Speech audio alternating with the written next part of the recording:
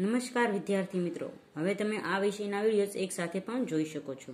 તેના માટે વિડીયો નીચે મારી ચેનલનું નામ છે, તો ચેનલમાં જઈ પ્લેલિસ્ટમાં જશો તો આ વિષયના વિડીયોઝ એક સાથે જોઈ શકશો. તો વિદ્યાર્થીઓ, ગયા વિડીયોમાં આપણે શીખ્યા હતા ગુજરાતી ધોરણ 6 દ્વિતીય સત્રનો પાઠ નંબર 13 સાગરકાંઠાનો પ્રવાસ. આ વિડીયોમાં આપણે આ પાઠની ભાષા સજ્જતા શીખીશું.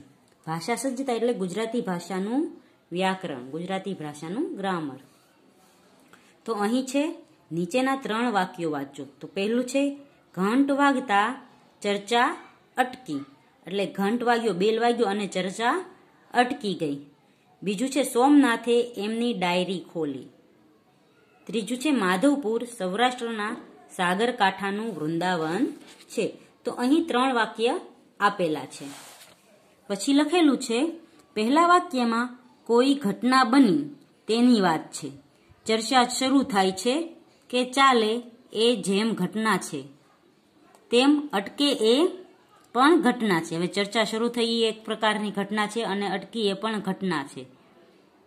એની જાતે જ સહજ અથવા કોઈ કુદરતી સંજોગો અનુસાર એ થાય. અટકવું એ પ્રક્રિયા છે. બીજા વાક્યમાં સોમનાથે કોઈ ક્રિયા એની વાત છે, એટલે કોઈ ક્રિયા કરી છે. સોમનાથે એમની ડાયરી ખોલવાની ક્રિયા કરી છે. સોમનાથે ઈરાદાપૂર્વક સ્વતંત્રતા ઈચ્છાથી એ પ્રવૃત્તિ કરી, તેથી ક્રિયા ગણાય. ખોલવું એ ક્રિયા છે. ત્રીજા વાક્યમાં માધવપુરની સ્થિતિનું વર્ણન છે કે માધવપુર કઈ જગ્યાએ આવેલું છે. વાક્યમાંનું ક્રિયાપદ છે સ્થિતિનું વર્ણન કરે છે. છે એટલે કે હોવું, તે સ્થિતિનું વર્ણન કરે છે કે ભાઈ માધવપુર સૌરાષ્ટ્રના સાગરકાંઠાનું વૃંદાવન છે. વાક્યમાં સામાન્ય રીતે ઓછામાં ઓછું એક નામપદ અને એક ક્રિયાપદ હોય છે. નામપદ એટલે કે નાઉન, સંજ્ઞા, નામપદ હોય છે. વાક્ય રચનામાં નામપદ પહેલા આવે અને ક્રિયાપદ અંતે આવે. તો વાક્ય રચના બનાવે ત્યારે નામપદ પહેલા આવે, નામ પહેલા આવે અને ક્રિયાપદ પાછળ આવે છે. આ ક્રિયાપદ નામ તરીકે આવેલી વ્યક્તિ, પદાર્થ વગેરે કઈ પરિસ્થિતિમાં છે તે દર્શાવે છે. નામ જો સ્થિર સ્થિતિમાં છે એમ સૂચવાય તો તેને સ્થિતિ કહે છે. નામની હલનચલનની પરિસ્થિતિ સૂચવાય અને તેને હલનચલન માટે નામ દ્વારા સૂચવાયેલી વ્યક્તિ, પદાર્થ વગેરે ઈરાદાપૂર્વક જવાબદાર ન હોય તો તેને પ્રક્રિયા કહે છે. જો હલનચલન સાથે જોડાયેલી વ્યક્તિ એ હલનચલન દ્વારા ઈરાદાપૂર્વક સ્વતંત્ર ઈચ્છાથી કર્યું હોય તો તેને ક્રિયા કહે છે. એટલે કે સોમનાથે ડાયરી ખોલી તો તેને ક્રિયા થઈ, કારણ કે એ પોતે સ્વતંત્રતા હતી અને એને સ્વતંત્ર રીતે પોતાની પુસ્તક ખોલી, કોઈ એને દબાણ કરવામાં આવ્યું નથી. અને બીજું છે ઘંટ વાગતા ચર્ચા અટકી, તો તે સ્વતંત્ર નથી, કારણ કે ઘંટ વાગ્યો એટલે ચર્ચા અટકી ગઈ, તો એ એક પ્રકારની પ્રક્રિયા થઈ.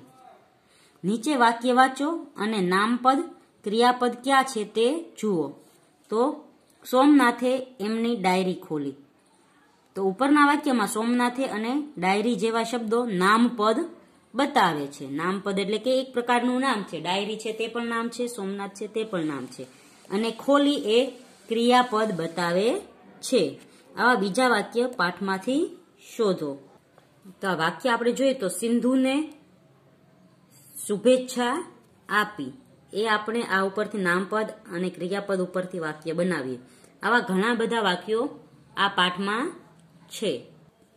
જેમ જેમ વાક્યો તપાસતા જશો તેમ તેમ તમને ખબર પડશે કે વાક્યમાં ક્રિયાપદ તો એક જ હોય છે અને નામપદ એક હોય અથવા વધુ પણ હોઈ શકે. એક સાદા વાક્યમાં એક ઘટના, ક્રિયા અથવા સ્થિતિ હોય અને સાથે વ્યક્તિ કે પદાર્થ વધુ હોઈ શકે. રમવાની ક્રિયા હોય તો માણસ એકલો એકલો રમે અથવા 2 કે વધુ માણસો હોય. કાપવાની ક્રિયા હોય તો કાપનાર વ્યક્તિ, કાપનાર પદાર્થ અને કાપવાનું સાધન, પદાર્થ પણ હોય. ખરું ને? તો હવે આપણી પાસે વાક્યની રચનાના બે મુખ્ય ઘટકો આવ્યા, એક તો નામપદ અને બીજું છે ક્રિયાપદ. તો નામપદ એટલે શું? તો નામપદ એટલે વ્યક્તિ કે પદાર્થ બતાવે, તે ક્રિયાપદની પહેલા ગોઠવાય. અને પછી છે ક્રિયાપદ. તો ક્રિયાપદ એટલે ઘટના કે સ્થિતિ બતાવે ને વાક્યને અંતે ગોઠવાય. વાક્યમાં જેટલા નામપદો હોય એ સામાન્ય રીતે ક્રિયાપદ પહેલા આવે. યાદ રાખજો કે વાક્ય રચના સમજવાનો આ પાયો છે. એ એકવાર તમને સમજાઈ જાય પછી ક્યાંય ખાસ તકલીફ પડતી નથી. તો આપણે હંમેશા જોવાનું કે નામપદ છે તે પહેલા આવે છે. નામપદ વાક્યમાં એક પણ હોઈ શકે અને એક કરતાં વધારે પણ હોઈ શકે.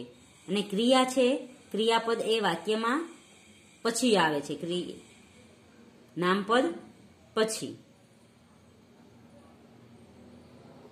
તો બાળકો આપણે છે અહીં એક નાનકડો ટોપિક શીખ્યા, ક્રિયાપદ ને શું કહેવાય. આપણે ઇંગ્લિશમાં ક્રિયાપદને વર્બ કહીએ છીએ. એટલે કંઈક કાર્ય થતું હોય તેને આપણે ક્રિયાપદ કહેવાય, એ શબ્દોને કે જે શબ્દો દ્વારા કંઈક કાર્ય થયું હોય. તો બાળકો અહીં છે તે ભાષા સજ્જતાનો ટોપિક પૂર્ણ થાય છે. આવતા વિડીયોમાં આપણે આ પાઠનો અભ્યાસ શીખીશું. ત્યાં સુધી ગુડ બાય, ટેક કેર.